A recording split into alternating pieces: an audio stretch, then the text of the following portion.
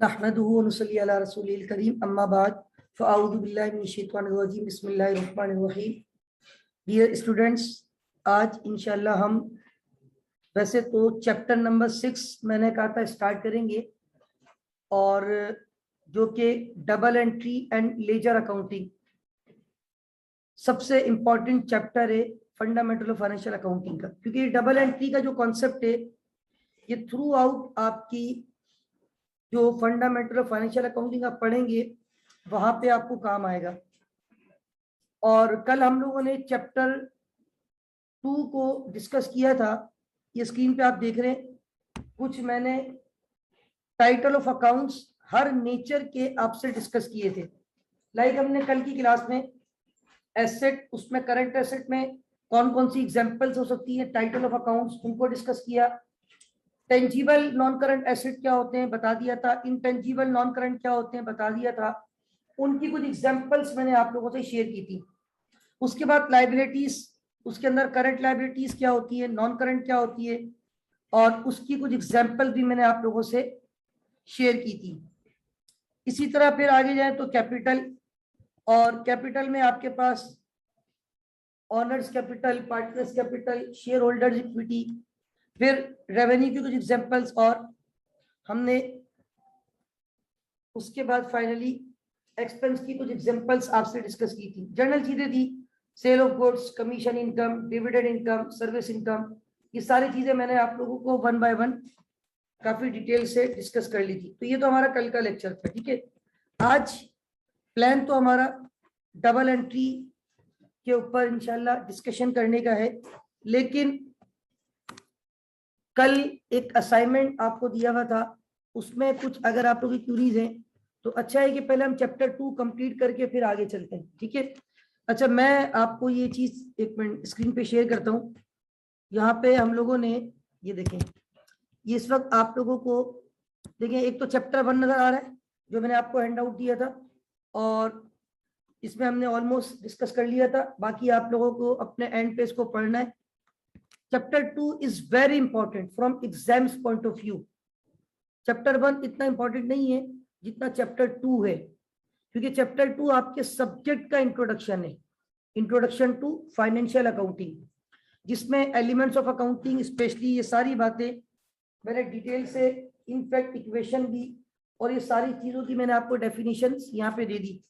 उसके बाद अगले पेज पे ये एग्जांपल्स मैंने कोट की है, और यही चीज मैं कल डिस्कस कर रहा था। ऑल दो हैंडआउट में मौजूद थी, लेकिन सिर्फ हैंडआउट से आप लोगों को खासतौर पे नॉन कॉमर्स को समझ नहीं आती, तो उसको एक्सप्लेन करना भी जरूरी था। इसी हैंडआउट के पेज नंबर 3 पे आप देख रहे हैं, ये एक असाइनमेंट मैंने आप लोगों से कहा था कि आप लोगों ने इस असाइनमेंट को अटेम्प्ट करना है, और इस असाइनमेंट में 1 से लेके भी है अराउंड 15 क्वेश्चंस, राइट। और ये मेरे ख्याल है इस हैंडआउट का लास्ट पेज था। अच्छा, अब मैं इसको जो है वो डिस्कस कर लेता हूँ।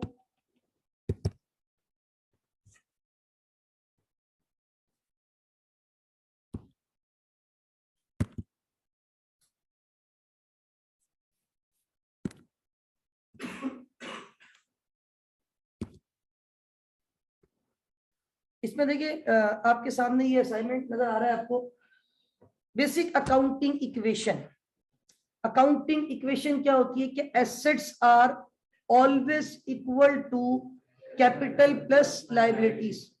ये इक्वेशन वो इक्वेशन है जो बड़ी से बड़ी कंपनी भी इसको डिनाई नहीं कर सकती। चाहे दुनिया की सबसे बड़ी कंपनी हो, जो दुनिया में सबसे बड़ा बिजनेसमैन है, या दुनिया में सबसे बड़ी कंपनी जो बिजनेस कर रही है, वो भी इस इक्वेशन को डिनाई नहीं कर सकती, इसी को फॉलो करती है। उसके भी एसेट्स किसके बराबर होंगे, इक्विटी प्लस, यानी आपके बिजनेस की रिसोर्सेज में दो चीजें, एक आपका इनसाइडर जो कि एसेट है, और एक आउटसाइडर इक्विटी जो कि लायबिलिटी है। आपका अपना पैसा, आपकी अपनी रिसोर्सेज, आपकी अपनी जो इक्विटी है वो asset are equal to capital, यानी वो कैपिटल है, और जो बाहर के लोगों का पैसा आपके बिजनेस में लगा हुआ है वो इनसाइडर इक्विटी नहीं है, वो and this is your liability. और मैंने बड़ा डिटेल से इसको डिस्कस किया था। सैटरडे वाली क्लास में, ठीक है। दूसरी बात ये कि यहाँ पे ये कुछ क्वेश्चन मार्क है, इस टाइप की चीजें पेपर में, क्योंकि पेपर में बहुत सिंपल सिंपल एमसीक्यूज भी आते हैं।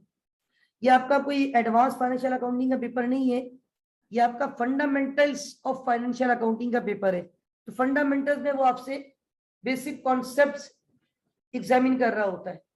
तो यहाँ पे एसेट्स अगर 2.5 लाख रुपए के हो, कैपिटल 190 हो, वेरी स्ट्रेट आपकी लायबिलिटी 60,000 है, ठीक है।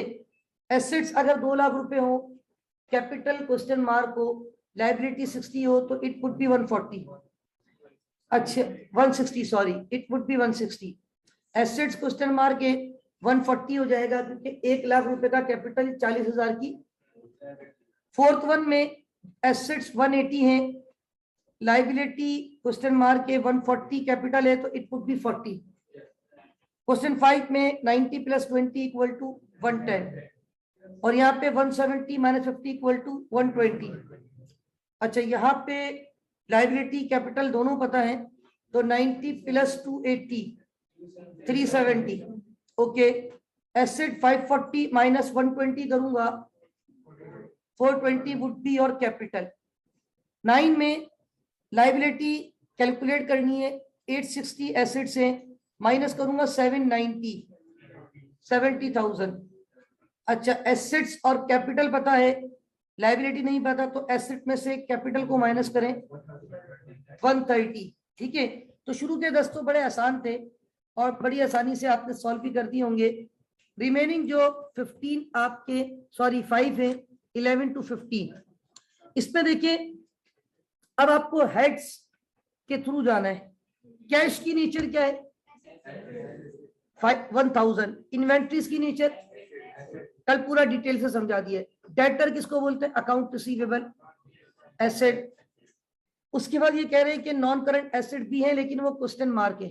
तो देखिए अब आपको थोड़ा सा भी कॉन्सेप्ट अगर आप यहाँ पे यूज करेंगे तो बड़ी आसानी से आप इसको अटेम्प्ट कर सकते हैं कि भाई टोटल एसेट्स जो है ना वो 15,000 रुपए के होने चाहिए, क्योंकि अकाउंटिंग की जो दो साइड्स है, assets are always equal to capital plus liabilities.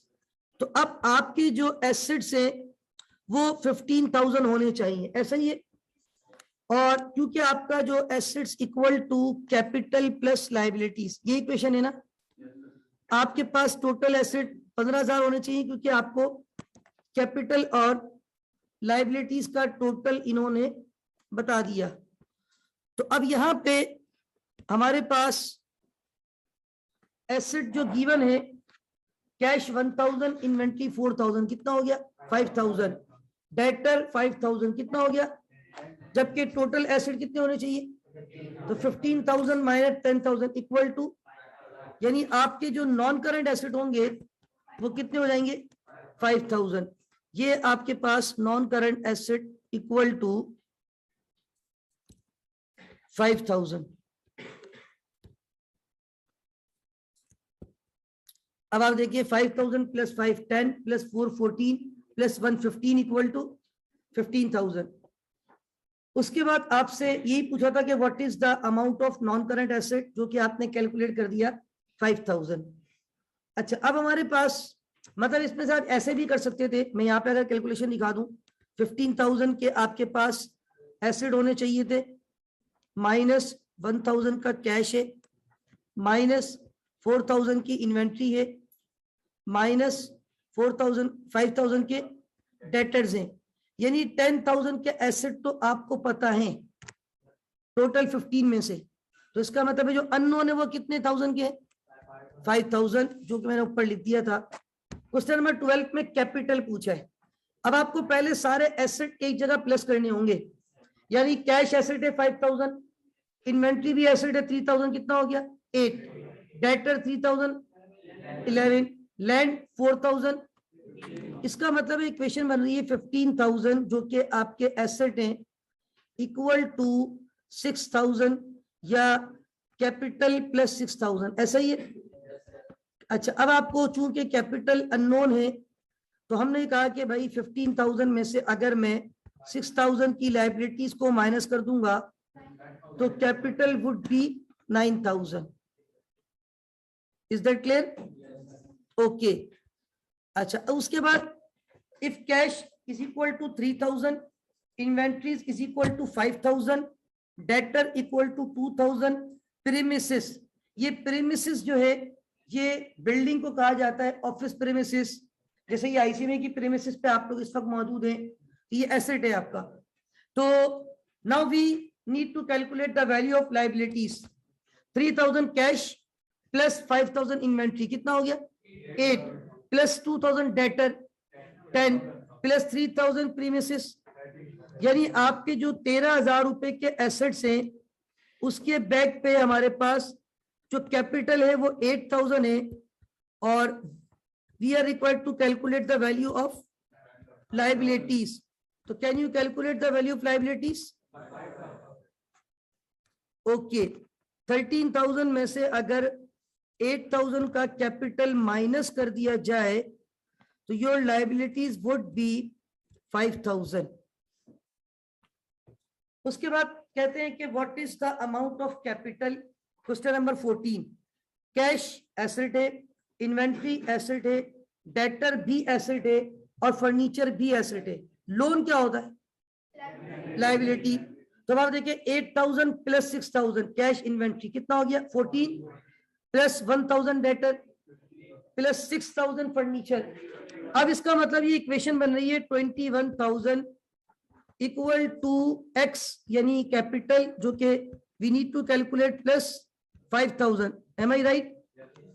तो 21,000 रुपए के एसेट में अगर 5,000 की लायबिलिटी है तो आपका कैपिटल 16,000 हो गया। Am I right? 8 plus 6 14 plus 1 15 plus 6, yes, 21,000 के एसेट माइनस 5,000 की liability, your capital would be 16,000। Last question था कैश क्वेश्चन मार्क है, inventory 7,000, debtor 3,000, 10, non current asset 5,000, 15,000 के एसेट नोन है और एक एसेट अननोन है। अच्छा, capital plus liability equal to 18,000। इसका मतलब है कैश प्लस जो नॉन एसेट है वो आपके पास 15,000 है, cash plus 15,000 equal to 18,000। Am I right? तो मैं कैश बड़ी आसानी से फाइंड आउट कर सकता हूं। हाँ, 18,000 ये प्लस हो रहा है, वहां जाके माइनस कर देंगे, तो the value of cash would be 3,000। तो अब यहां देखिए जो हमारे क्वेश्चन मार्क्स थे, जो अननोन वैल्यूज थी वो हमने यहाँ पे कैलकुलेट की, और जैसे हमने यहाँ पे नॉन करंट एसेट की वैल्यू फाइंड आउट की 5,000। अगले सवाल में हमने कैपिटल कैलकुलेट किया 9,000, और उसके बाद नेक्स्ट हमने कैलकुलेट किया लायबिलिटी, अगेन वो 5,000 था, ये 9,000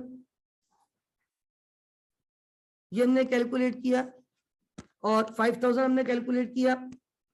इसके अलावा 16,000 कैपिटल कैलकुलेट किया और 3,000 कैश। तो इसमें कोई भी आपकी वैल्यू क्वेश्चन मार्क हो सकती है, और उस वैल्यू को आपने कैलकुलेट करना होगा।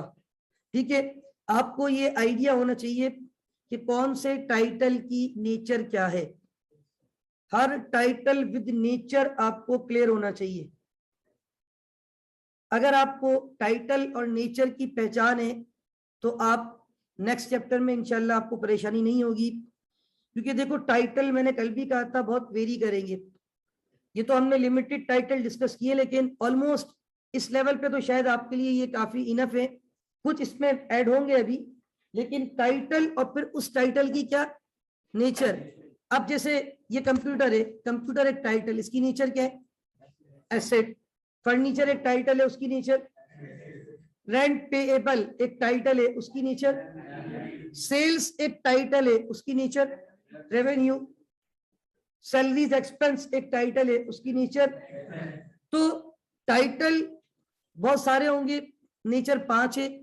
तो आपको टाइटल और नेचर को मैच करना आना चाहिए। ठीक है, तो ये जो हमने डिस्कस किया अब तक तकरीबन 15 मिनट्स में, ये हमने चैप्टर 2 का एक असाइनमेंट हमारा रहता था वो हमने कंप्लीट कर दिया। ठीक है, और बाकी मैंने आपसे ये कहा था कि चैप्टर 3 हम बाद में पढ़ेंगे, क्योंकि अभी वो चीजें अभी आपका शायद वो लेवल नहीं है कि मैं कुछ बातें रिगार्डिंग चैप्टर 3 आपसे डिस्कस करूं। चैप्टर 4 में बहुत टेक्निकल कॉन्सेप्ट्स हैं, वो जब थोड़ी अकाउंटिंग आप पढ़ लेंगे फिर आगे जाके पढ़ाऊंगा। मैंने उस दिन भी कहा था और मैं अक्सर कहता हूँ, सीक्वेंस में सिलेबस को पढ़ाना ना तो जरूरी है और ना ये पॉसिबल है। पॉसिबल इसलिए नहीं है क्योंकि जो कॉमर्स वाले हैं, मैंने कल भी कहा था, वो खुद इस बात को एक्नॉलेज करते हैं कि सबसे पहले जर्नल पढ़ाया जाता है, डबल एंट्री। स्पेशल जर्नल बाद में पढ़ते हैं। अब वो चैप्टर 5 स्पेशल जर्नल है, कैश बुक, पेटी कैश बुक। अब बच्चों को डेबिट क्रेडिट के रूल्स ही नहीं पता तो वो कैश बुक, पेटी कैश बुक कैसे समझेंगे, या स्पेशल जर्नल। तो इसीलिए चैप्टर को आई नो के हाउ टू कंटिन्यू या कब कौन सा चैप्टर पढ़ाना है इसकी टेंशन आपने नहीं लेनी। तो मैं आज के मेन चैप्टर की तरफ जा रहा हूं और that is double entry and ledger accounting, आपके सिलेबस का चैप्टर नंबर 6 सॉरी।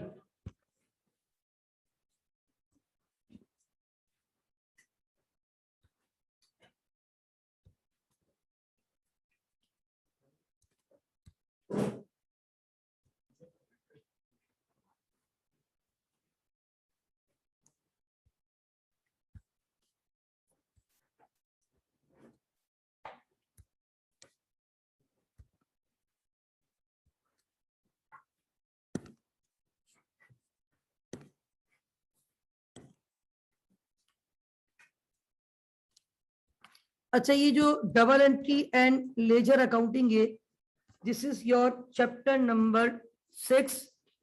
इसमें देखिए एक चीज ध्यान में रखिएगा, ये डबल एंट्री और लेजर ये दो अलग अलग चीजें हैं। तो अभी शुरू में हम सिर्फ किसको डिस्कस करेंगे, डबल एंट्री। और मे भी पॉसिबल है आज डबल एंट्री के बिल्कुल बेसिक कॉन्सेप्ट्स आपसे डिस्कस करूंगा और इंशाल्लाह कल इसको फर्दर एक्सटेंड करूंगा। कल के बाद होमवर्क भी दूंगा इस टॉपिक पे।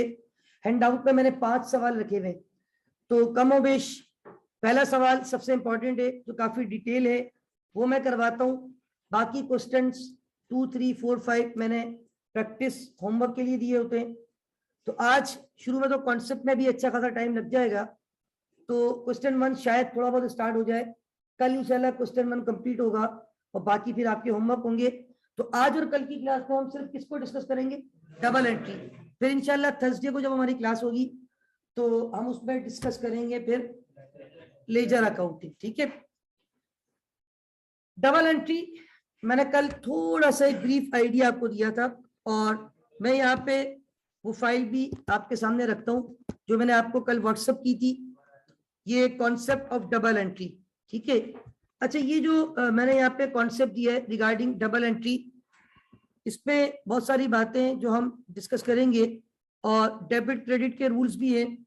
असल में ये जो कॉन्सेप्ट ऑफ डबल एंट्री का चैप्टर है ना, इसमें डबल एंट्री मैंने कल आपसे कहा था डेबिट और क्रेडिट को रिप्रेजेंट करता है।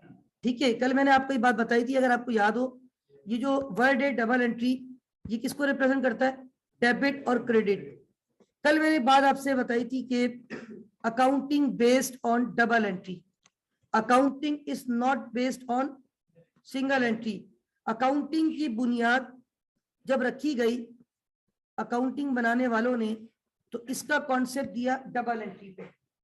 ये जो कॉमर्स वाले बहुत ज्यादा कहते हैं इसको डेबिट कर दो, इसको क्रेडिट कर दो, ये नॉन कॉमर्स भी कहीं ना कहीं सुन के आते हैं कोचिंग सेंटर में या कोई इनके दोस्त आपस में बात कर रहे होते हैं जो कॉमर्स वाले होते हैं। तो डेबिट क्रेडिट कल भी मैंने कहा था, आज भी कहूंगा, इसका हरगिज ये मतलब नहीं होता कि आना जाना, या डेबिट क्रेडिट का मतलब बढ़ना कम होना नहीं होता, या डेबिट क्रेडिट का मतलब प्लस माइनस नहीं होता, या डेबिट क्रेडिट का मतलब जो आ रहा है डेबिट कर दो, जो जा रहा है क्रेडिट कर दो, ऐसा कुछ भी नहीं है। डेबिट क्रेडिट बेसिकली ये डबल एंट्री है एक इम्पैक्ट डेबिट साइड पे रिकॉर्ड होता है, दूसरा इम्पैक्ट क्रेडिट साइड पे। बल्कि मुझे याद आ रहा है, इनफैक्ट मैंने कल आप लोगों को कहा था कि आप लोग सर्च करके आइएगा। सर्च किया है? क्या आंसर मिला? लेफ्ट राइट या कुछ और भी मिला है? लेफ्ट राइट, सिर्फ यही आंसर मिलेगा। डबल एंट्री अकाउंटिंग में डेबिट क्रेडिट दो कॉलम्स होते हैं।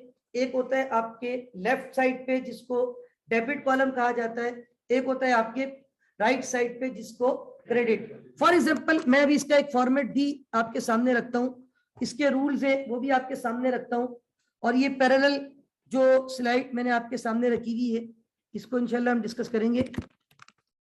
अच्छा, अब इसमें देखिए सबसे पहले मैं यहाँ पे लिख रहा हूं जो रूल्स है डेबिट क्रेडिट के, ठीक है।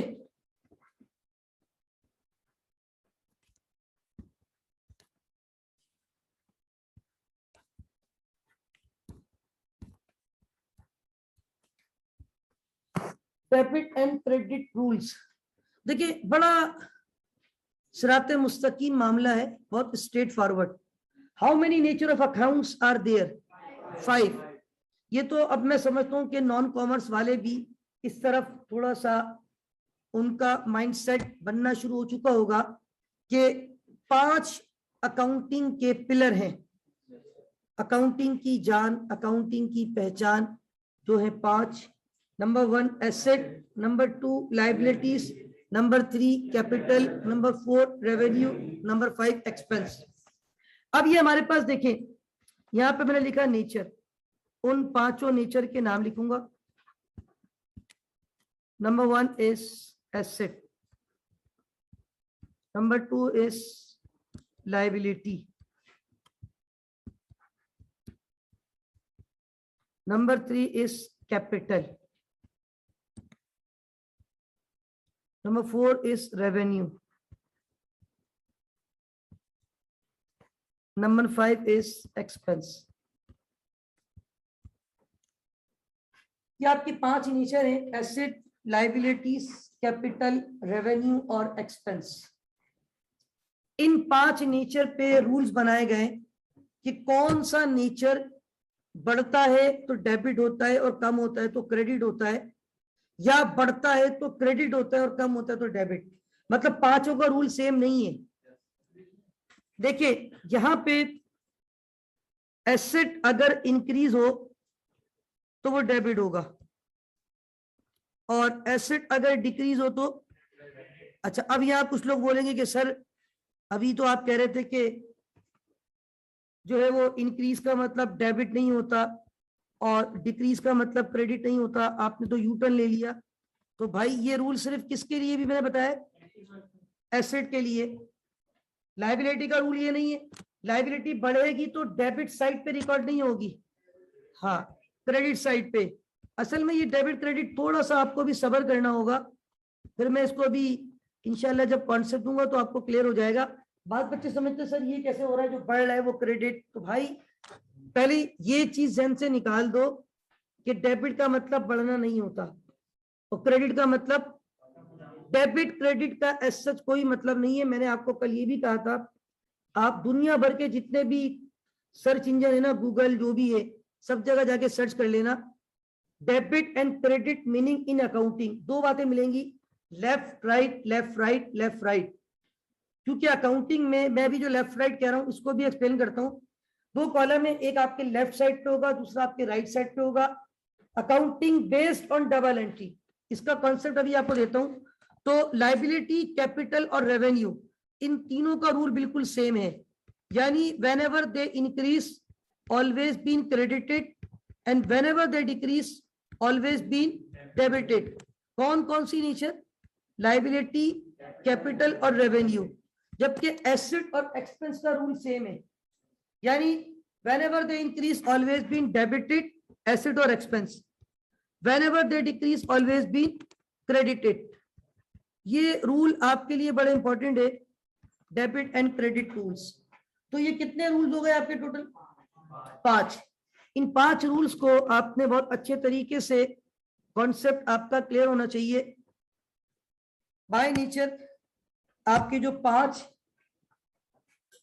अकाउंटिंग के एलिमेंट्स है, एसेट, लाइबिलिटी, कैपिटल, रेवेन्यू और एक्सपेंस, उन्हीं नेचर पे आपके ये रूल्स बनाए गए हैं। अब ये देखिए, एक फॉर्मेट में समझाने के लिए आपके सामने स्केच कर रहा हूं, इसको जरा आपने गौर से देखना है, ठीक है।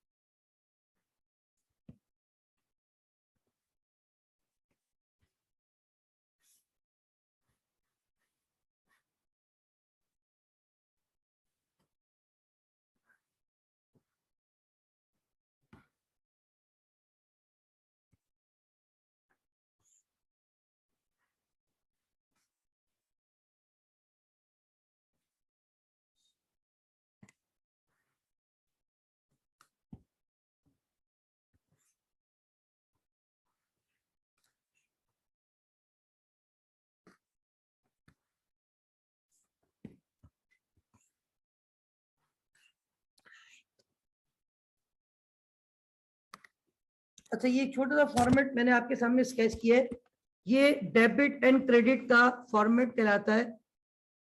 अब इसके बहुत सारे ऑल्टरनेट नाम है, मतलब इसको डबल एंट्री फॉर्मेट भी कह सकते हैं। जी जी जी मैं कर रहा हूँ, इसको डबल एंट्री फॉर्मेट भी कहते हैं, इसको डेबिट क्रेडिट फॉर्मेट भी कह सकते हैं, जर्नल एंट्रीज भी कहते हैं, जर्नल भी कहते हैं, वो सब बता दूंगा।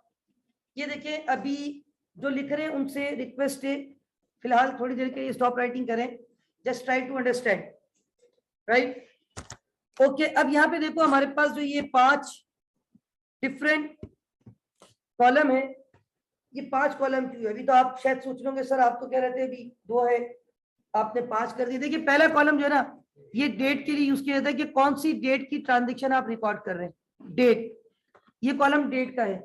दूसरा कॉलम होता है पर्टिकुलर्स। अच्छा, पर्टिकुलर्स पे आप टाइटल ऑफ अकाउंट लिखते हैं, क्या लिखते हैं? Title of account. तीसरा कॉलम होता है आपके पास PR होता है, ये पोस्टिंग रेफरेंस, P/R, इसको कहते हैं पोस्टिंग रेफरेंस। ये कॉलम बहुत रेयर यूज होगा, फिलहाल हम इसको यूज नहीं कर रहे होते, ये कोई खास रेफरेंस पोस्ट करना हो ना तब यूज करते हैं। अब ये कितने कॉलम रहेगा आखिर में? 2। इसमें से पहला वाला लेफ्ट साइड पे पड़ेगा आपके, राइट साइड पे? पहला वाला आप लोगों के लेफ्ट के, मेरे भी लेफ्ट पे पड़ रहा है, ये लेफ्ट वाला कॉलम क्या कहलाएगा? डेबिट। और जो राइट वाला कॉलम है वो क्रेडिट। अकाउंटिंग में हम जब किसी ट्रांजेक्शन को रिकॉर्ड करते हैं तो we need to record each and every transaction at least with 2 impact.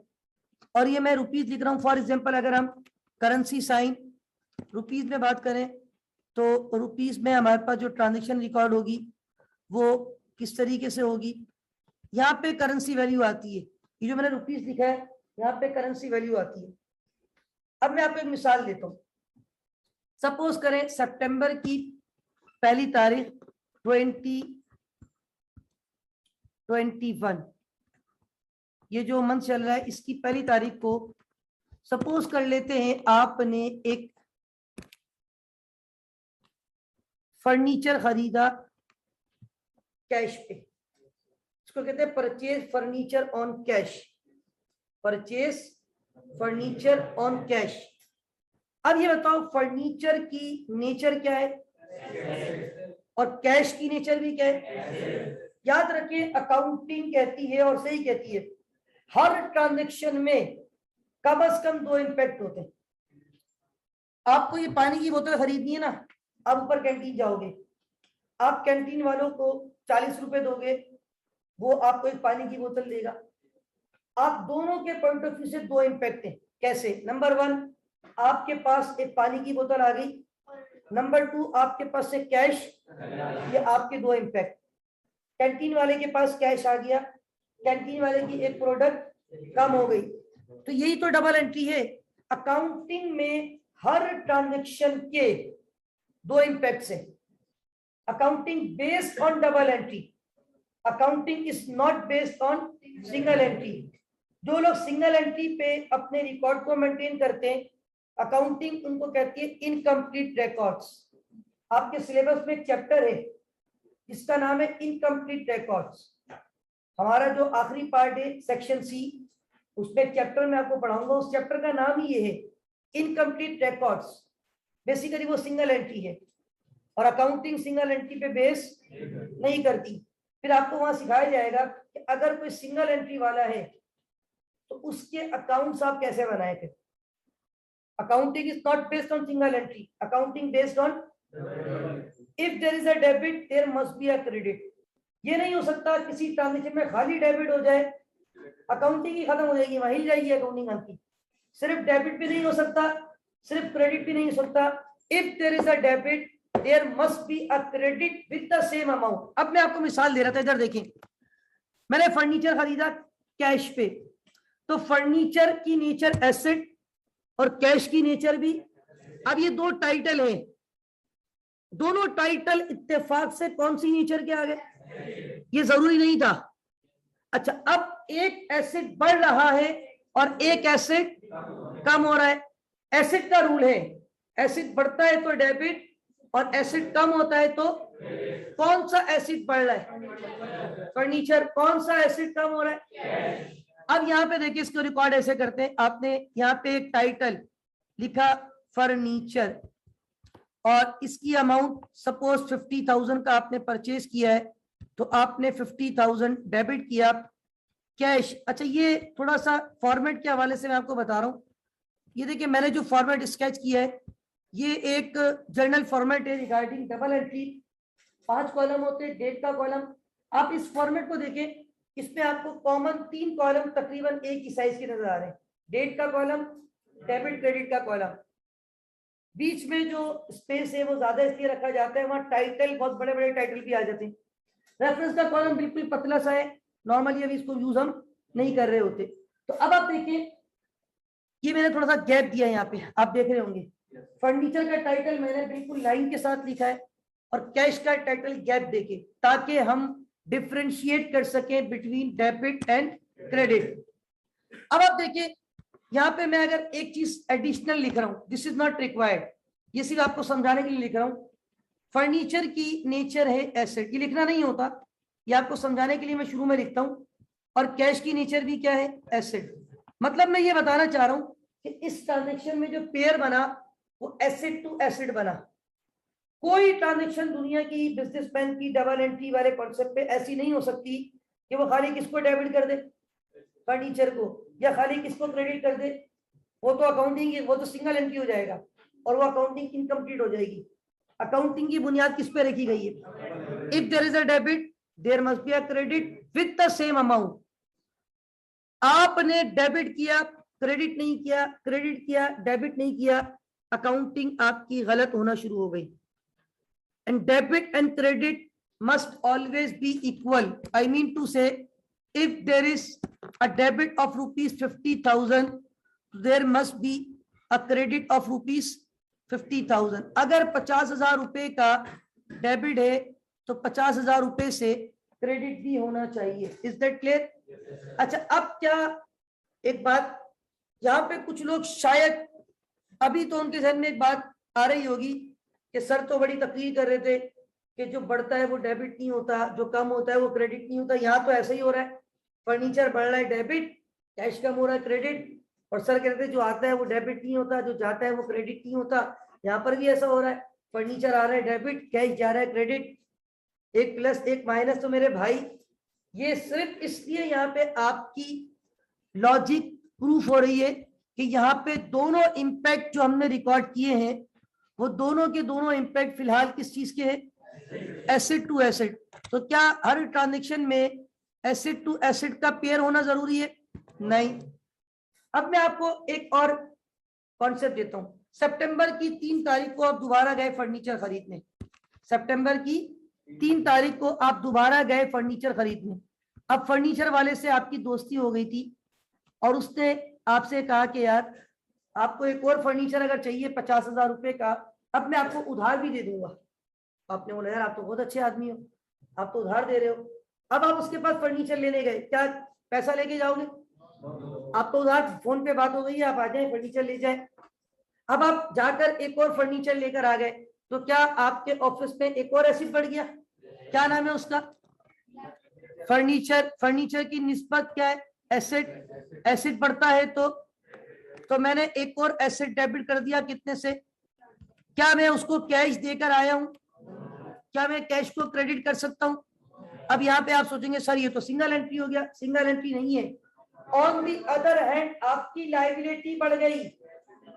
आपने ज़कात खैरात पे तो नहीं लिया ना भाई, आपने ये उधार पे लिया है।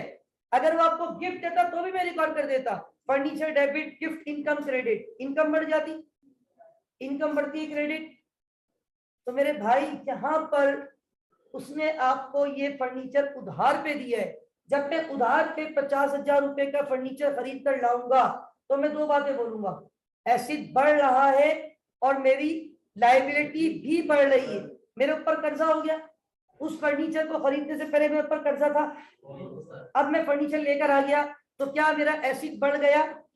एसिड के साथ साथ लायबिलिटी भी बढ़ गई। अब आप देखें ऊपर रूल लिखा हुआ है, एसेट जब बढ़ता है, एसेट इंक्रीज तो क्या होता है, लेकिन जब लायबिलिटी इंक्रीज हो जाए तो अब देखो यहाँ पे इंक्रीज का मतलब डेबिट खत्म हो गया। यहाँ पे कॉन्सेप्ट, हर चीज इंक्रीज का मतलब डेबिट नहीं होता।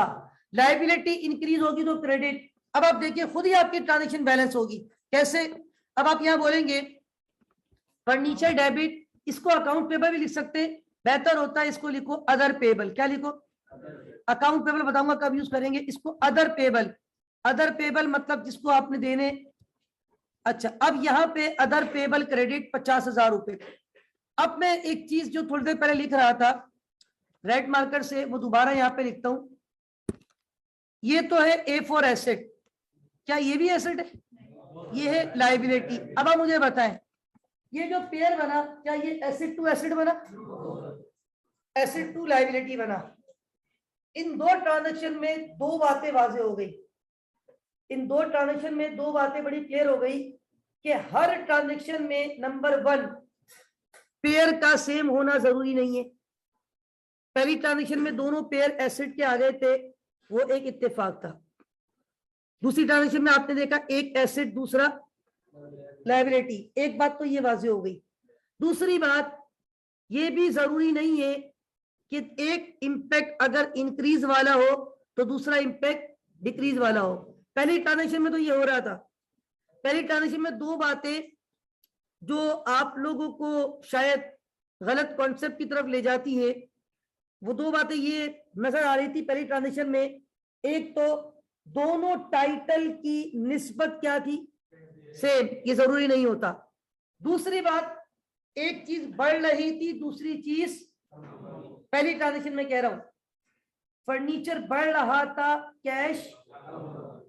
तो आपके जहन में यार ये तो टाइटल भी सेम होते हैं और एक बढ़ता है एक कम होता है, ये दोनों कॉन्सेप्ट दूसरी ट्रांजेक्शन में रिवर्स हो गए। दूसरी ट्रांजेक्शन में क्या दोनों के टाइटल सेम है? एक की एक टाइटल, मतलब टाइटल से मुराद नेचर सेम है? नहीं, एक टाइटल की नेचर, दूसरे टाइटल की नेचर, यानी ये बात आपको क्लियर हो गई। दूसरी बात, क्या यहाँ पे दोनों इनवर्स डायरेक्शन में है, मतलब एक बढ़ना दूसरा कम होना है? नहीं, यहाँ दोनों बढ़ रहे हैं, बोथ आर इंक्रीजिंग। भाई मैं फर्नीचर उधार पे लाऊंगा तो मेरे पास एसिड बढ़ गया, यस, एज वेल एज मेरी लायबिलिटी भी बढ़ गई। दोनों इंक्रीमेंटल इंपैक्ट, लेकिन दोनों इंक्रीमेंटल डेबिट पे रिकॉर्ड नहीं होंगे। एसेट बढ़ना डेबिट, लेकिन लायबिलिटी बढ़ती, रूल क्या कहता है? क्रेडिट। ये रूल सिर्फ 5 रूल हैं। मैं कहता हूं आप कोई भी ट्रांजेक्शन देख लें और उसमें ये रूल फॉलो होंगे। एक मिनट।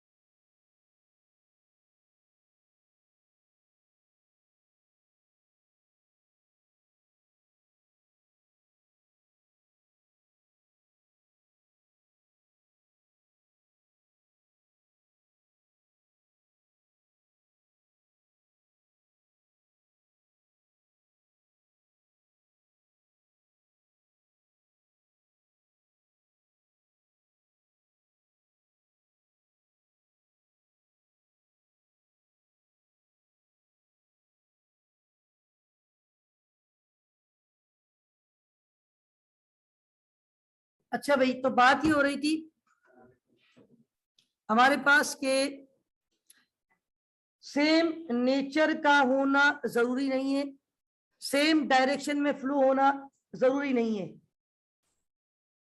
सेम नेचर भी हो सकती है, जैसे हमने देखा पहली ट्रांजिशन में नेचर सेम थी, डायरेक्शन रिवर्स थी, एक बढ़ रहा था दूसरा, सेकंड ट्रांजिशन में दोनों बातें रिवर्स हो गई। नंबर 1 नेचर सेम नहीं हुई, एक की एसिड दूसरे की। नंबर 2 वहां डायरेक्शन इनवर्स थी, यहाँ डायरेक्शन सेम आ गई। अच्छा, अब मैं आपको एक चीज और मिसाल देता हूँ, एक और ट्रांजेक्शन। असल में ये मैं अभी कॉन्सेप्ट दूंगा आपको, ये वाली स्क्रीन दोबारा शेयर करूंगा जिसपे कॉन्सेप्ट लिखे हुए। पहले थोड़ा सा ये तो बता दूं कि डेबिट क्रेडिट है क्या। अब मैं वैसे ही बातें करूं डेबिट क्रेडिट तो समझ ही नहीं आएगा। अब आपके जहन में ये दो कॉलम बैठ गए होंगे, इन दो कॉलम की वैल्यू है, क्योंकि यहाँ पे करेंसी वैल्यू, भाई वैल्यू किसकी होती है, बाबा कॉम की तस्वीर की, पैसों की। तो पैसे कहाँ लिखे, डेबिट क्रेडिट के कॉलम में। ये तो खाली टाइटल है, डेट है, असल तो पैसों की बात होती है ना, वो वहां पे हो रही है डेबिट क्रेडिट में। तो ये जो अकाउंटिंग की ट्रांजेक्शन दो कॉलम में रिकॉर्ड होती है, कहीं पर भी अकाउंटिंग में जाओगे ना, जो भी ट्रांजेक्शन मैंने आपको कहा था, लेजर जो है ना इसका दूसरा पार्ट, एक जनरल बात बता रहा हूं आपको, लेजर ऐसे बनता है, ये देखें, ये है लेजर का कॉन्सेप्ट। ये भी आपने सिर्फ वैसे ही बता रहा हूं, नेक्स्ट इंशाल्लाह वीक में ये पढ़ाऊंगा, अभी आपने इसकी टेंशन नहीं लेनी, इसको इंशाल्लाह हम नेक्स्ट वीक में पढ़ेंगे। तो मैंने कहा था ना अभी थोड़ी देर पहले, इस चैप्टर में दो चीजें हैं। नंबर 1 क्या है, डबल एंट्री।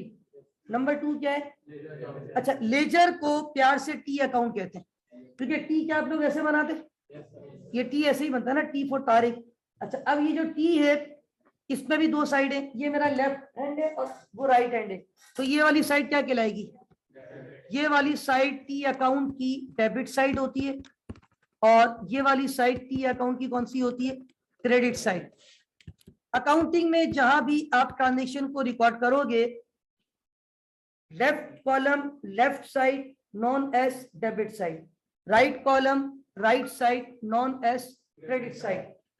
अब मुझसे अगर कोई सवाल करे ना कि डेबिट क्रेडिट का क्या मतलब है, तो मैं उसको पता है आंसर कैसे दूंगा, मैं उसको ये बोलूंगा फर्स्ट ऑफ ऑल कि accounting based on double entry, accounting is not based on single entry. In accounting, we have to record each and every transaction at least with 2 impacts. Single impact पे कोई transaction record हो ही नहीं सकती, single impact पे कोई transaction record हो ही नहीं सकती।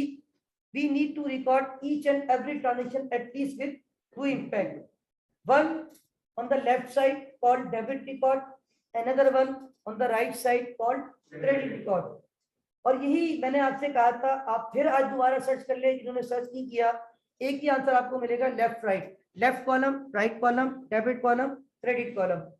जहां जहां पर मैं कैश बुक बनाऊंगा उसकी दो साइडें होंगी, आप लोग पढ़कर आए कॉमर्स वाले, एक साइड को मैं बोलूंगा डेबिट साइड, दूसरी को बोलूंगा, जो लेफ्ट साइड है अकाउंटिंग में बैलेंस शीट बनाते हो दो साइडें होती है, एक होती है डेबिट साइड, दूसरी होती है, तो अकाउंटिंग में लेफ्ट डेबिट को रिप्रेजेंट करता है, राइट क्रेडिट को।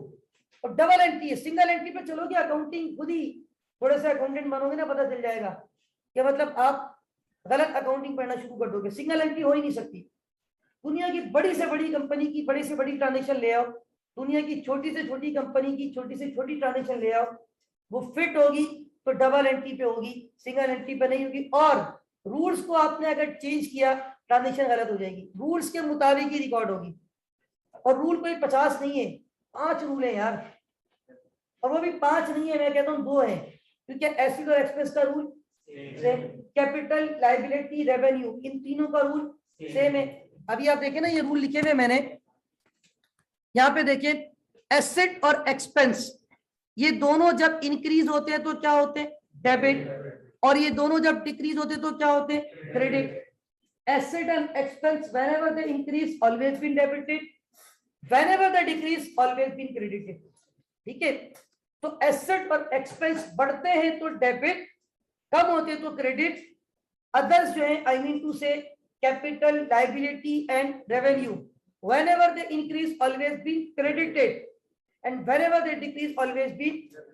इस नेचर के टाइटल कैपिटल लायबिलिटी रेवेन्यू बढ़ेंगे तो क्रेडिट, कम होंगे तो डेबिट। एसेट और एक्सपेंस नेचर के टाइटल बढ़ेंगे तो डेबिट, कम होंगे तो, ये रूल्स क्लियर है सबको? इन्हीं रूल्स को फॉलो करते हुए ये दो ट्रांजेक्शन आपकी खिदमत में पेश की। एसेट फर्नीचर खरीदा कैश पे, फर्नीचर खरीदा क्रेडिट पे। एक ट्रांजेक्शन और आपके सामने रखना चाहता हूं, और वो ट्रांजेक्शन ये है कि हमारे पास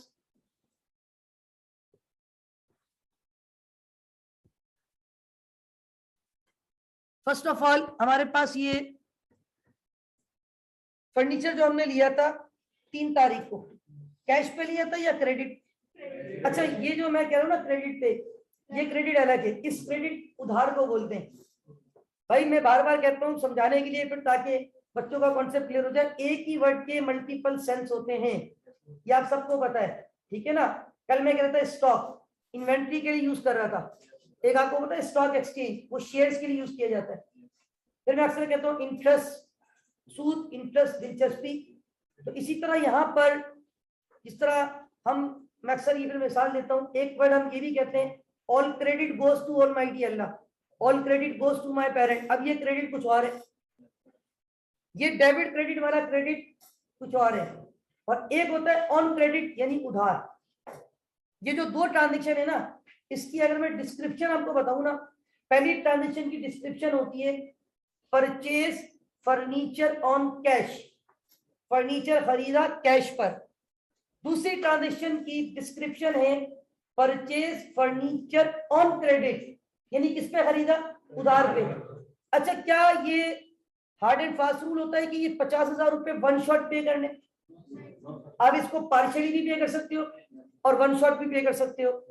सपोज करें इससे आपकी बड़ी अच्छी अंडरस्टैंडिंग हो गई, इसने बोला यार आप हर हफ्ते 10,000 रुपए दे दिया करो, मसला नहीं है। एक हफ्ता आपका हो गया 10 तारीख को, 3 तारीख को लिया, 10 तारीख को एक हफ्ता हो गया, तो 10 तारीख को आपने उसको 10,000 रुपए देने, आपने जेब में रखे 10,000 रुपए, आप उसके पास चले गए, ऑफिस से निकाले 10,000 रुपए, ऑफिस में कैश बढ़ गया या कम हो गया? एसेट कम हो गया, क्रेडिट होगा। जब आप उसको 10,000 रुपए देकर आ जाओगे तो क्या अब भी आपकी लायबिलिटी 50,000? अब लायबिलिटी कितनी रह गई? 40। तो लायबिलिटी बढ़ गई या कम हो गई? अच्छा, जो लायबिलिटी कम होती है वो डेबिट होती है, ऊपर लिखा हुआ भी है लायबिलिटी डिक्रीज तो डेबिट, लायबिलिटी डिक्रीज तो डेबिट। अब यहां पे हमारे पास सितंबर की जो 10 तारीख की ट्रांजेक्शन है वो कुछ मैं इस तरीके से रिकॉर्ड करूंगा। सितंबर 10, 2021, अदर पेबल डेबिट, लायबिलिटी बढ़ रही है या कम हो रही है? लायबिलिटी कम होती है तो डेबिट, और ये यहां पे क्रेडिट हो जाएगा क्या? Cash. How much is that? अच्छा, अब अगर मैं समझाने के लिए जो आपको बार बार यहां पे लिख रहा हूं कि इन टाइटल की नेचर क्या है, तो यहां पे देखिए अदर पेबल की नेचर और कैश की नेचर एसेट। अब अगर आप गौर से इन तीनों ट्रांजेक्शन का जायजा लें तो एक बात आपको वाजे हो जाएगी कि सर इन तीनों ट्रांजेक्शन में बड़ी अजीब और गरीब चीजें हैं। नंबर 1, पहली ट्रांजेक्शन में एक बढ़ रहा है, दूसरा कम हो रहा है, फर्नीचर बढ़ रहा है और कैश। दूसरी ट्रांजेक्शन में सर दोनों चीजें बढ़ रही हैं, फर्नीचर यानी एसेट भी बढ़ रहा है, अदर पेबल यानी लायबिलिटी भी। लेकिन सर तीसरी ट्रांजेक्शन में दोनों ही कम हो रहे हैं। जब मैंने पैसे लिए तो कैश कम हो गया और मेरी लायबिलिटी भी, और रूल खुद ही कहता है लायबिलिटी कम होगी डेबिट, एसेट कम होगा क्रेडिट, खुद ही ट्रांजेक्शन बैलेंस आएगी। अगर आपने रूल को चेंज कर दिया ना, आप ये समझ रहे हो कि यार जो कम हो रहा है वो क्रेडिट, तो फिर तो आप दोनों ही क्रेडिट कर देते, अकाउंट पेबल को भी क्रेडिट कर देते, अदर पेबल को और कैश को भी, दोनों क्रेडिट पे चले जाते, डेबिट में कुछ नहीं होता, अकाउंटिंग ही गलत हो जाती, अकाउंटिंग के कॉन्सेप्ट ही हिल जाते। तो याद रखें, if there is a debit there must be a credit with the same amount. ये मैंने पहली ट्रांजेक्शन में 50,000 रुपए सर्कल करके दिखाए। अब आप देखिए तीनों ट्रांजेक्शन में जितना डेबिट कर रहा हूं उतना ही credit, they should be equal. हाँ, ये हो सकता है, ये आगे जाके बताऊंगा कि एक ही ट्रांजेक्शन में डेबिट के 3 टाइटल आ जाए, क्रेडिट का 1 टाइटल हो। लेकिन फिर आप बोलोगे सर वो तो अमाउंट अलग अलग, अमाउंट सेम होगी। जैसे आपकी जेब में 1 लाख रुपए हैं कैश, आप गए मार्केट, 50,000 का लैपटॉप लिया, 30,000 का फर्नीचर लिया, 20,000 का मोबाइल फोन लिया, 1 लाख रुपए कैश से कितने एसिड खरीद के लिए है? अब आप वो तीनों एसिड को डेबिट करोगे। फर्नीचर डेबिट 30,000 रुपए, कंप्यूटर डेबिट 50,000 रुपए, मोबाइल फोन डेबिट, तीनों एसिड 1 बाय 1 डेबिट लाइन से। तो डेबिट 3 लाइनों में रिकॉर्ड होगा, लेकिन उन तीनों का टोटल कितना आ रहा होगा? कैश क्रेडिट 1 लाख रुपए। 3 डेबिट 1 क्रेडिट के बराबर होंगे। अगर डेबिट में 1 लाख है तो क्रेडिट में भी, हाँ, मतलब टाइटल आपके एक से ज्यादा डेबिट पे भी हो सकते हैं और एक से ज्यादा क्रेडिट पे भी हो सकते हैं, और नॉट नेसेसरी कि दोनों में सेम हो, जैसे 1 और 1 है, 2 1 भी हो सकते हैं, 4 1 भी हो सकते हैं, 4 3 भी हो सकते हैं। बट अगर 4 3 भी है, मतलब डेबिट में कितने टाइटल है? 4, क्रेडिट पे कितने हैं? 3, उनका टोटल शुड बी सेम, क्योंकि बेस डबल एंट्री है, debit credit should be equal. तो ये बेसिकली 5 रूल है, बहुत ज्यादा नहीं है। अगर आपको टाइटल और नेचर की पहचान है, रूल शुरू में आपको प्रॉब्लम करेंगे, ये ध्यान में रखिएगा, नॉन कॉमर्स, लेकिन सिर्फ आपने 1 हफ्ते का टाइम देना है इंशाल्लाह। नेक्स्ट वीक में आज और कल की जो क्लास होगी ना इंशाल्लाह, खासतौर पे कल की क्लास बहुत इंपॉर्टेंट होगी, क्योंकि कल मैं इसका एक प्रॉपर क्वेश्चन करवाऊंगा। आज भी अभी डिस्कशन करने जा रहा हूं, तो मैं एक फेवर ये भी दूंगा, क्योंकि आज थोड़ी सी स्ट्रेंथ कम है, और उसमें एक रीजन है, स्पेशली गर्ल्स ने रिक्वेस्ट भी की थी कि सर क्लास कैंसिल करें, लेकिन मैंने, चूंकि बॉयज के ग्रुप में ऐसी कोई रिक्वेस्ट नहीं आई थी, दूसरा ये कि फिर अदर क्लासेस भी डिस्टर्ब होती मेरी वजह से, और तीसरा ये कि मौसम मेरे ख्याल इतना मौसम नहीं था, आज थोड़ा बेहतर हो गया है, तो मैंने ये सुबह डिसाइड किया कि क्लास कंटिन्यू की जाए। तो इसलिए मैं एक फेवर ये दे दूंगा, रिकॉर्डिंग मैं कर रहा हूँ, इसकी रिकॉर्डिंग अभी थोड़ी देर में ही इंशाल्लाह ग्रुप पे शेयर कर दूंगा क्लास के बाद, ताकि आप लोग भी दोबारा सुन के आ जाएं, और जो एब्सेंट है उनको भी मैं एक मैसेज भी कर दूंगा कि लाजमी ये रिकॉर्डिंग सुनकर आए, ताकि कल उनको प्रॉब्लम ना हो। दूसरी बात, देखिए जब हम कोई नया काम शुरू करते हैं ना, शुरू में प्रॉब्लम होती है। एक छोटी सी एग्जांपल देता हूँ आपको, अगर ड्राइविंग सीखनी है, चाहे मोटरसाइकिल की हो चाहे गाड़ी की हो, इनिशियली आप बार बार सोचते हैं यार कौन से गियर में चलानी है, गलती से एकदम जो है ना छोड़ देते हैं, एकदम गाड़ी या बाइक जो है ना थोड़ी सी आगे निकल जाती है या टायर ऊपर हो जाता है। तो बात यह है कि शुरू में आपको याद नहीं रहता कौन से गियर में, वो तो आप कंफ्यूज रहते हैं यार कौन से गियर में चला रहा हूँ, क्या है क्या नहीं है, क्योंकि उस वक्त आप बहुत ज्यादा सोचते। लेकिन जब आपकी प्रैक्टिस हो जाएगी ना, उसके बाद आप घर से निकलते हैं कभी नहीं सोचते, बस आपने किक मारी या गाड़ी स्टार्ट की और आप चल रहे हैं रूट पे, जिस रूट पे होते हैं, अगर बारिश का पानी है तो उसके मुताबिक आप चला रहे होते हैं, अगर आप बहुत फास्ट ट्रैक पे हैं, हाईवे पे हैं या ऐसे रूट पे, तो उसके हिसाब से चला रहे होते हैं। इवन आपको खुद नहीं पता होता आप कौन से गियर में चला रहे हैं, ये सेंस खुद ही काम कर रहे होते हैं, आपके पाँव जो है ना खुद ही काम कर रहे होते हैं। आप तो सिर्फ ड्राइव कर रहे हैं, लेकिन आप मोबाइल फोन पे बात भी कर रहे हैं, दोस्तों से बात भी कर रहे हैं। तो उसमें बात ये कि प्रैक्टिस मेक्स परफेक्ट, और अकाउंटिंग में भी यही है, प्रैक्टिस मेक्स परफेक्ट। जितनी प्रैक्टिस करेंगे इंशाल्लाह उतनी परफेक्शन आएगी। मैं प्रैक्टिस आपको स्टेप भी दूंगा, बताऊंगा कहाँ से करनी है, तो इंशाल्लाह with the passage of time. अभी कॉमर्स वाले जितने ही बैठे हुए ना, ये 3 ट्रांजेक्शन लिखी है मैंने, मुझे पता है कि ये तो बहुत बेसिक है इनके लिए। मैं सिर्फ इतना बोलता ना कि परचेज फर्नीचर ऑन कैश, ये फॉरन बोलते हैं फर्नीचर डेबिट कैश क्रेडिट, ये सोचते भी नहीं। नॉन कॉमर्स वाला तो बहुत सोचेगा ये फर्नीचर क्यों डेबिट हो रहा है, अच्छा सर बोल रहे हैं ये एसेट है, ये एसेट क्या होता है, अच्छा ये सर ने बोला डेबिट बढ़ता है। तो अभी आप सोचोगे, क्योंकि अभी आपकी प्रैक्टिस नहीं है, शुरू में आप बहुत सोचोगे, लेकिन 1 हफ्ते में इंशाल्लाह अगर आप प्रैक्टिस कर लेंगे तो फिर आप खुद डायरेक्ट, मतलब आप कुछ भी नहीं, मतलब ये सोचना तो बहुत दूर होता है, जो हम कहते हैं ना यार ये ऐसे, ये 5 जिस तरह मैं कह रहा हूँ ना, आप जब ड्राइव आपकी स्ट्रांग हो जाती है, आप कुछ भी नहीं सोचते, किक मारते हो बस, बाइक स्टार्ट करते हो और आप चला रहे, कुछ नहीं सोचते कौन से गियर में, जिस रूट पे होते हो खुद ब खुद ही आपको पता ही नहीं उस रूट पे आपका जो है ना वो सेंस काम कर रहे होते हैं और आप उसके अकॉर्डिंगली ड्राइव कर रहे होते हैं। तो इसी तरह जब आपकी प्रैक्टिस हो जाती है, ये बहुत मतलब पीछे रह जाता है सोचना। आपके सामने ट्रांजेक्शन आएगी, पेड सैलरी, आप बोलेंगे salary expense debit cash credit, आप ये नहीं सोचेंगे सैलरी एक्सपेंस क्यों डेबिट हो रहा है, कैश क्यों क्रेडिट हो रहा है, paid rent, rent expense debit cash credit, क्योंकि आपको वो लॉजिक क्लियर हो जाएगी। तो शुरू में ये बात मैं बार बार कहता हूँ, कुछ बच्चे थोड़ा कंफ्यूज होते हैं, तो आपने घबराना नहीं है, ठीक है ना। देखिए अभी बिल्कुल इनिशियल स्टेज है, अभी तो हमने 3-4 क्लासें ली है, ठीक है ना। लास्ट वीक में 2 क्लासें, आज हमारी सेकंड क्लास, पहली क्लास को मैं काउंट नहीं करता हूँ, ठीक है ना। तो आज हमारी इफेक्टिवली चौथी क्लास है, वैसे 5वीं क्लास है, लेकिन हमने बिल्कुल अभी कोशिश की है इन क्लासेस में अल्हम्दुलिल्लाह अच्छा खासा कवर किया है। Basic concept, elements, debit credit tool, definitions, title of account, nature of accounts.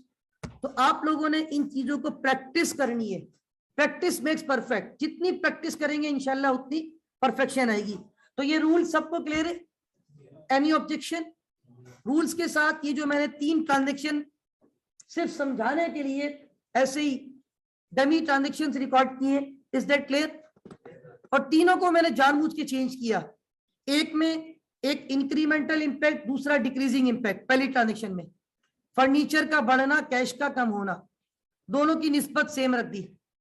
दूसरी ट्रांजेक्शन और तीसरी ट्रांजेक्शन में निस्बतें चेंज की, डायरेक्शन रिवर्स की। एक मर्तबा नहीं, डायरेक्शन सेम कर दी, एक मर्तबा दोनों को बढ़ा दिया और एक मर्तबा दोनों को, यानी आपको सारी चीजें वाजे हो जाए कि दोनों टाइटल इंक्रीमेंटल भी हो सकते हैं। सेकंड ट्रांजेक्शन देख लें, दोनों टाइटल डिक्रीजिंग भी हो सकते हैं, थर्ड में दोनों कम हो रहे हैं, एसेट भी कम हो रहा है, लायबिलिटी भी कम हो रही है, और एक इंक्रीमेंटल और एक डिक्रीजिंग भी हो सकता है। इसी तरह दोनों की नेचर सेम भी हो सकती है, दोनों की नेचर अलग भी हो सकती है। अब एक और अहम बात जो यहाँ पे आपसे करनी है, वो ये जो थ्योरेटिकल कॉन्सेप्ट है हमारे पास, chapter number 6 double entry and ledger accounting. अच्छा, इसमें हमारे पास जो कॉन्सेप्ट ऑफ डबल एंट्री है, इसमें ये थ्योरी मैंने यहाँ पे कहीं से कॉपी करके पेस्ट की है किसी वेबसाइट से। Every transaction has at least 2 effects. Her transaction के कम से कम, ये एटलीस्ट क्यों लिखा हुआ है? अभी मैंने कहा 1 लाख रुपए थे, 3 एसेट खरीद के लेकर आ गया, अब उसमें 4 इंपैक्ट आ गए, mobile phone, furniture, computer, cash. लेकिन डेबिट क्रेडिट फिर भी क्या हुआ? बराबर। Every transaction has at least 2 effects. For example, if someone transact a purchase of a product from a local store, he pays cash to the shopkeeper. आप local store पे जाते हैं, आपको कोल्ड ड्रिंक परचेज करनी है, आपने उस लोकल शॉपकीपर को कैश दिया, ठीक है, he pays cash to the shopkeeper and in return he gets product, आपको बोतल मिल गई। This simple transaction has 2 effects from the perspective of both the buyer as well as the seller. Buyer's cash balance would decrease by the amount of cash, by the amount of cost of purchase, while on the other hand he will acquire a product. Buyer का cash कम हो जाएगा, asset बढ़ जाएगा। अगर हम इसके reverse पे जाके देखें, seller will be able 1 product short, उसकी दुकान से 1 प्रोडक्ट कम हो गई, although his cash balance would increase by the price of product. अब यहाँ पे आपके ज़हन में फिर एक बात आ सकती है, सर वो तो मेरा दुकानदार जो मोहल्ले वाला जानने वाला था, मेरे पास तो पैसे नहीं थे, उसने तो मुझे उधार दे दिया, अब तो सर देखिए आप फंस गए, उसकी खाली 1 प्रोडक्ट कम हो रही है, मेरे पास प्रोडक्ट बढ़ गई, ना तो मेरा कैश कम हुआ ना तो उसका कैश बढ़ा, तो सर ये तो सिंगल एंट्री हो गया। नहीं, उस एंड पे उसका रिसीवेबल बढ़ गया, आपका पेबल बढ़ गया, उसको वो पैसा आपसे रिसीव करना है, आपको वो पैसा उसको। अब तीसरी बात, सर वो तो दुकानदार मेरा बड़ा अच्छा दोस्त है, उसने तो मुझे कहा कि पैसे नहीं दो यार, मसला ही नहीं है, तो अब भी ये रिकॉर्ड होगा, आपकी इनकम है, उसका एक्सपेंस है, उसने आपको ये समझ लो मार्केटिंग की है, marketing expense debit, product credit, आप बोलेंगे product debit, other income credit, income बढ़ती है, क्रेडिट एक्सपेंस बढ़ता है, मतलब फिर भी ट्रांजेक्शन रिकॉर्ड हो जाएगी। कोई ऐसा कॉन्सेप्ट नहीं है जो ट्रांजेक्शन रिकॉर्ड ना हो, राइट? हर ट्रांजेक्शन रिकॉर्ड की जा सकती है, ठीक है। Traditionally the 2 effect of an accounting entry are known as debit DR, credit CR. अच्छा, ये डीआर क्यों बोलते हैं? This is not doctor, debit record. DR का मतलब डेबिट रिकॉर्ड, सीआर का मतलब credit record. Accounting system is based on the principle that for every debit entry, this is very important sentence, ये बहुत अहम जुमला है, on the principle that for every debit entry there will always be an equal credit entry. If there is a debit of rupees 10,000, so there must be a credit of rupees. अगर 10,000 debit करके 9,000 credit कर दिया गलत हो जाएगा, 9,000 credit करके 8,000 debit कर दिया गलत हो जाएगा. Debit and credit should always be equal. This is known as duality principle. Double entry, debit credit ही तो डबल एंट्री है.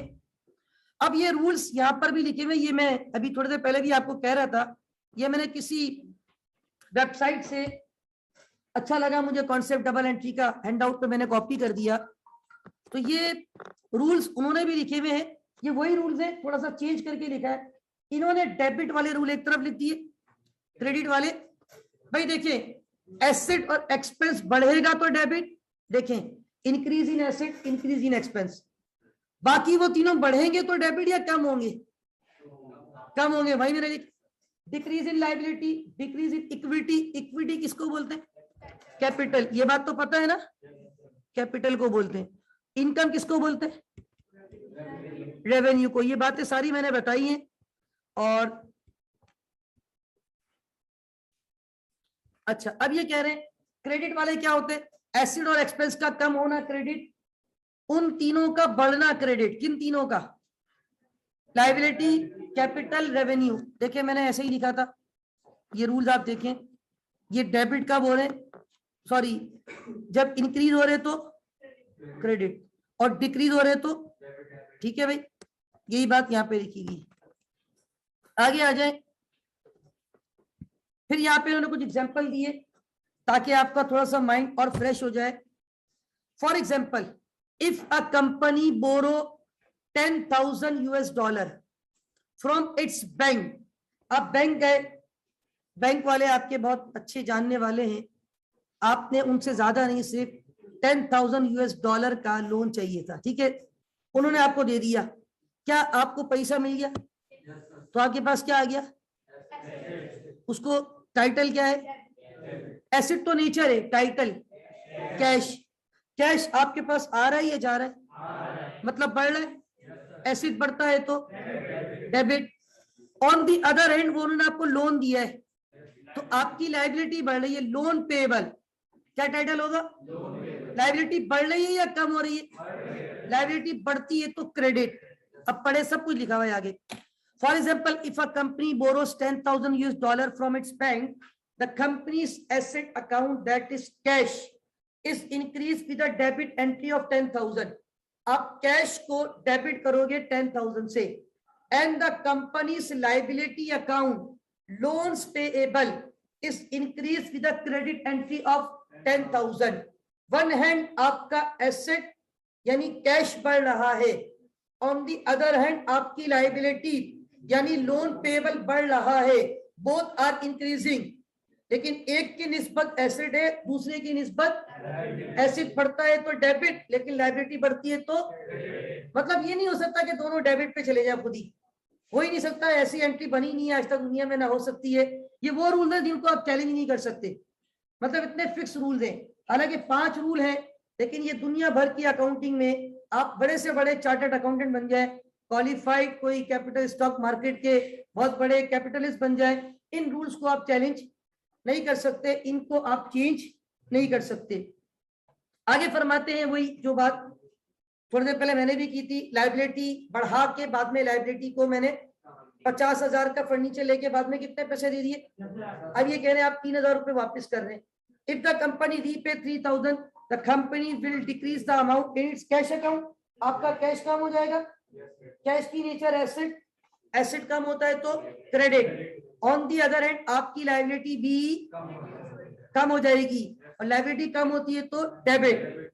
आगे लिखा हुआ भी है, the company will decrease the amount in its cash account with a credit entry of rupees $3,000 and will reduce the balance in its loan payable account with a debit entry of $3,000. Is that clear? एक और example नीचे, when the company pays its monthly rent. Rent आपके लिए expense है, expense बढ़ता है तो debit, और जब पे करोगे तो बाबा कौम की तस्वीरें आपके पास से जाएंगी, तो कैश आएगा या कैश जाएगा, एसेट बढ़ेगा या कम होगा, एक्सपेंस बढ़ जाएगा, एसेट कम हो जाएगा। एक्सपेंस बढ़ता है तो डेबिट और एसेट कम होता है तो a credit entry of $2000 will be made in its cash account and $2000 debit entry will be made in its rent expense account। इसी तरह कह रहे 500 रुपए आपको किसी से लेने थे, वो आपका रिसीवेबल था। अगर मुझे किसी से 500 रुपए लेने तो मेरा रिसीवेबल है। रिसीवेबल की नेचर क्या है, एसेट, कल बताया था ना, अकाउंट रिसीवेबल, डेटर, एसेट। अब उसने मुझे 500 रुपए दे दिए तो मेरे पास कैश आ गया, एसेट बढ़ गया, रिसीवेबल बढ़ गया या कम हो गया, रिसीवेबल भी बढ़ गया। भाई मुझे उधार दे दो पैसे, फिर मैं, ऐसा नहीं होता। आपने पैसे कलेक्ट कर लिए तो रिसीवेबल, भाई मेमन भाई से मुझे 10,000 रुपए लेने थे, इन्होंने 1,000 रुपए दे दिए, तो अब मुझे बताएं अब क्या 11,000 रुपए का रिसीवेबल हो गया, 9,000 ना। मैंने आपसे अगर 10,000 रुपए लेने थे, उसमें से आपने मुझे 1,000 रुपए दे दिए, तो अब मेरा रिसीवेबल 9,000 है। बढ़ गया या कम हो गया, लेकिन कैश बढ़ गया मेरे पास, एक एसेट बढ़ गया, दूसरा एसेट, कौन सा एसेट बढ़ गया, कैश, कौन सा एसेट कम हो गया। आगे ये लिखा हुआ पढ़े, if a company collects 500 from a customer who had previously purchase goods on credit, जो आपसे once upon a time goods खरीद कर गया था उधार पे, now he is going to pay, वो आपको पे करने जा रहा है।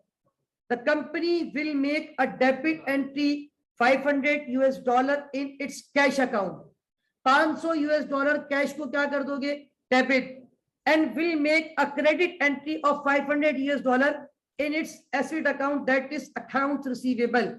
एक एसेट बढ़ रहा है और दूसरा एसेट, कौन सा एसेट बढ़ रहा है और कौन सा एसेट कम हो रहा है, कैश डेबिट अकाउंट रिसीवेबल, दोनों की निस्बत सेम आ गई, दोनों की निस्बत एसेट, लेकिन एक बढ़ रहा है और दूसरा, इससे ऊपर रेंट वाली में दोनों की निस्बतें सेम अलग अलग थी, एक था एक्सपेंस, दूसरा था एसेट।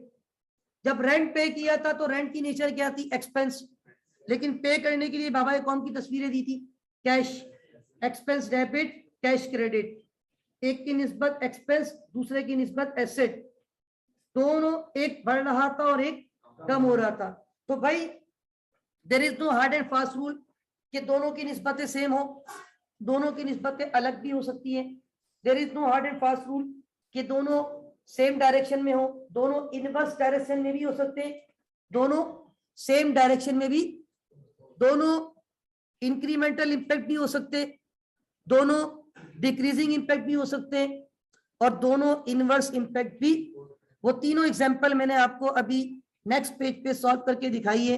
ये इज दैट क्लियर जी, एनी क्वेश्चन, कोई सवाल किसी का जी। अच्छा, अब मैं देखिए एक चीज आपसे और शेयर करता हूं कि ये मेरे पास जो हैंडआउट है चैप्टर नंबर 3 का, ये जो मैंने आपको कल शाम को ग्रुप पे ये फाइल मैंने फॉरवर्ड की थी, कॉन्सेप्ट ऑफ डबल एंट्री की, ये आपका चैप्टर नंबर 6 है, double entry and ledger accounting. और इसमें हमारे पास पहले पेज पे थ्योरेटिकल कॉन्सेप्ट है, सेकंड पेज पे आप देखें question number 1, prepare the double entries for the following transactions. अब ये आपके सामने एक बिजनेस सेटअप, पूरा एक सेटअप मौजूद है। Mister Salman started his business with cash investment of ₹8 lakh रुपए। सलमान ने अपने कारोबार को शुरू किया 8 लाख रुपए की कैश इन्वेस्टमेंट से, मार्च की 1 तारीख 2017। फिर उसके बाद सलमान ने अगले दिन बैंक अकाउंट खोला 2 लाख रुपए से। फिर अगले दिन सलमान ने 2 तारीख को रेंट पे किया, शॉप का एडवांस रेंट। फिर सलमान गुड्स खरीद के लाया कैश पे, फिर इसके ताल्लुकात हो गए, तो बाद में गुड्स किस पे खरीद के लाया, ऑन क्रेडिट, उधार पे। उसके बाद कुछ माल खराब मिल गया था, तो वह माल उसको क्या कर दिया उसने, due to some quality defect goods 20,000 return to Muslim. इससे पहले 5 तारीख को क्या लिखा हुआ है, purchase goods from mister Muslim on credit. Mister Muslim से आपने कितने की गुड्स ली उधार पे, उसमें से कितनी की गुड्स डिफेक्टिव निकल गई, वो आप वापस करके आ गए, लायबिलिटी कम हो जाएगी, उधार पे लेकर आए थे, अब लायबिलिटी 1 लाख की रह जाएगी। तो उसके बाद आपने 30,000 रुपए मुस्लिम को चेक के थ्रू दे दिए, चेक बुक आ गई लगभग 1 हफ्ते में आपकी, 2 तारीख को बैंक अकाउंट खुलवाया था, चेक बुक आ गई, आप चेक के थ्रू पेमेंट कर रही है।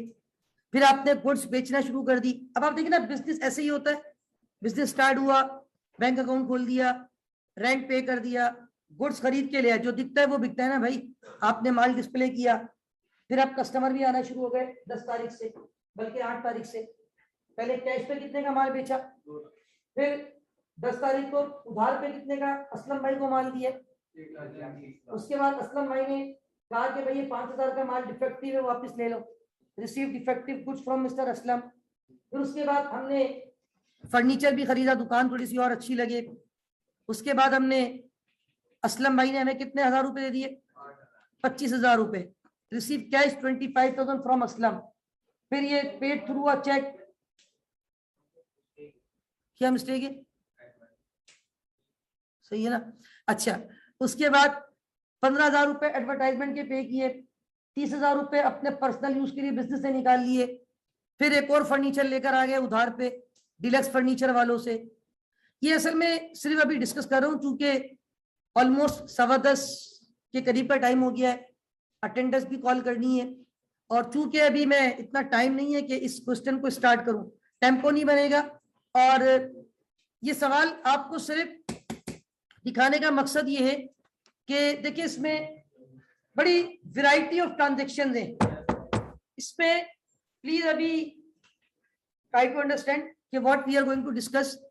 अब यहाँ देखिए, जैसे मैं जनरली कह रहा था, एक और फर्नीचर लिया, उसके बाद आपने चेक भी रिसीव किया असलम भाई से, फिर आपने कुछ पर्सनल यूज के लिए गुड्स घर पे ले गए, कुछ कैश घर पे ले गए, फिर आपने मुस्लिम को पैसे दिए, फिर आपने अपने एम्प्लॉय को 28 तारीख को सैलरी दी, इंश्योरेंस का प्रीमियम पे किया, बैंक ने आपको इंटरेस्ट दिया बैंक अकाउंट पे, वो आपने रिसीव किया, आपने बिजनेस यूज के लिए बैंक से पैसे निकाले। तो ये देखिए हमारे पास डिफरेंट ट्रांजेक्शन है, यानी कारोबार शुरू करेंगे तो क्या एंट्री बनेगी, फिर बैंक अकाउंट खोलेंगे तो क्या एंट्री बनेगी, फिर अगर गुड्स कैश पे लेकर आएंगे तो क्या रिकॉर्ड होगा, गुड्स उधार पे लेकर आएंगे तो क्या एंट्री बनेगी, उसके बाद जब हम पेमेंट करेंगे, माल वापस करेंगे डिफेक्टिव माल, कस्टमर हमें वापस करने आएगा डिफेक्टिव गुड्स, हम एडवर्टीजमेंट के अमाउंट पे करें, सैलरी पे करें, इंश्योरेंस पे करें, अपने पर्सनल यूज के लिए बिजनेस से चीजें निकालें। तो ये सारी ट्रांजेक्शन इंशाल्लाह, ये क्वेश्चन, क्योंकि कल की क्लास डेफिनेटली हमारे पास तकरीबन 2 घंटे, अगर हम ठीक है उसमें अगर हम 15-20 मिनट माइनस भी करें तो 1.5-2 घंटे की क्लास इनफ होती है। उसमें इंशाल्लाह ये सवाल बड़ी आसानी से हम इसको कंप्लीट कर लेंगे। और उसके बाद जो ये नेक्स्ट क्वेश्चन है ना हैंड आउट के, ये सारे मैं होमवर्क दे देता हूँ, क्वेश्चन नंबर 2, 3, 4 और 5, ये बड़े सिंपल सवाल है। अगर आपको ये पहला सवाल क्लियर हो जाता है तो फिर आखिर के ये 4 सवाल में रेयर केस में प्रॉब्लम होती है, 1-2 ट्रांजेक्शन मसला करती हैं, वो आप हाईलाइट करके नेक्स्ट वीक जब आएंगे तो इंशाल्लाह हम इसको डिस्कस कर लेंगे।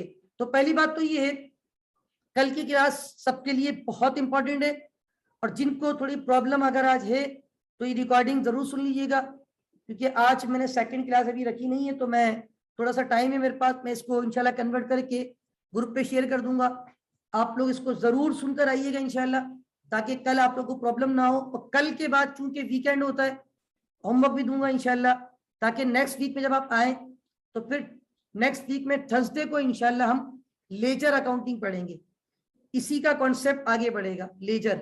ठीक है, दैट्स ऑल फॉर टुडे। अल्लाह हाफिज व नासिर, पाकिस्तान जिंदाबाद।